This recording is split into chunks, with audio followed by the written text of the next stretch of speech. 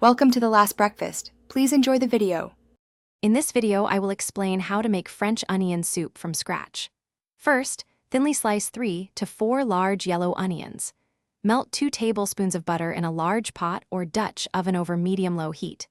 Add the sliced onions and cook them slowly, stirring often. This caramelization process takes about 30 to 45 minutes, transforming them into a beautiful, deep golden brown color, which is crucial for flavor. Once your onions are perfectly caramelized, it's time to build the rich broth. Deglaze the pot with 1/4 cup of dry sherry or white wine, scraping up any brown bits from the bottom.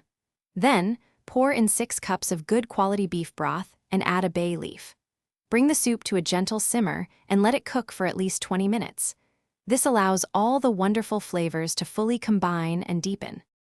Now for the iconic topping that makes French onion soup so special. Slice a baguette into 1-inch thick rounds and toast them until they are golden and slightly crisp.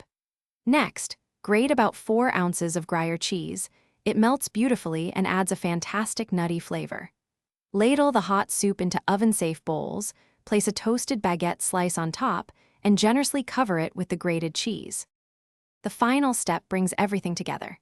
Carefully place your oven-safe bowls under the broiler for 3 to 5 minutes. Watch closely until the cheese is beautifully melted, bubbly, and golden brown.